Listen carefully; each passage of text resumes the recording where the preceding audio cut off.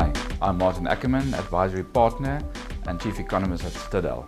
Today I would really like to talk to you a little bit about what I call the wait-and-see economy. We know that South Africa's economy is struggling quite a bit, and in fact if we compare our economy to the global economy, and if you look at the graph, you will see that South Africa actually benefited quite a lot from about 2000 to 2007. We're an open economy, so we trade a lot with the rest of the world.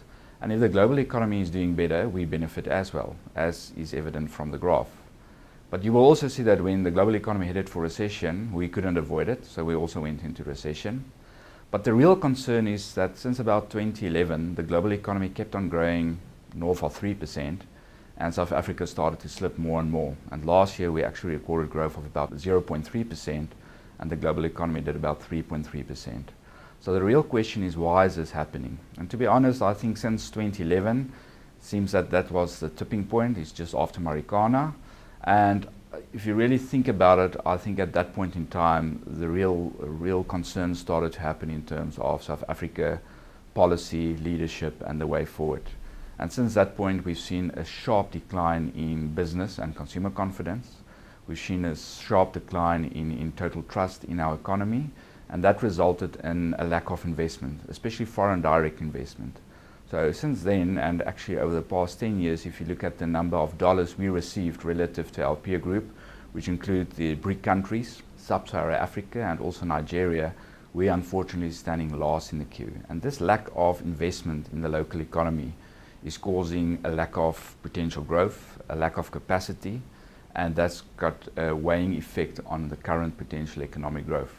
If we then think about other issues like inequality, labor unrest, the lack of foreign direct investment, that makes us understand why the economy at this point in time is really struggling. So if we think about it for a moment, looking forward, what we really need is, again, building trust and confidence, especially for the business in this economy and abroad, to actually reinvest in the economy so that we can actually increase capacity. Because if we look at some of the symptoms right now, the fact that we are running a current account deficit is exactly because local and foreign business don't want to invest right now. They are basically wait and see mode to see what's going to happen in terms of leaders' succession planning and also potential policy going forward. And in this wait and see mode, if you don't invest in new capacity, as a result of that you actually don't create more demand, you actually have a lack of manufacturing capability, which result in us importing more than what we export, running a current account deficit.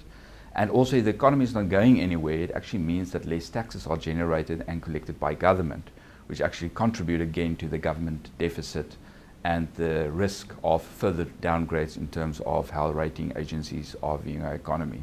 So what we really need at this point in time is this wait and see moment to pass.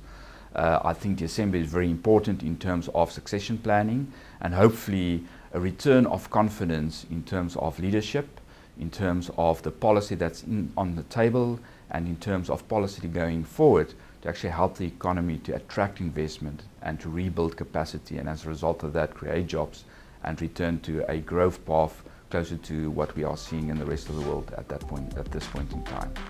Until next time, thank you very much and goodbye.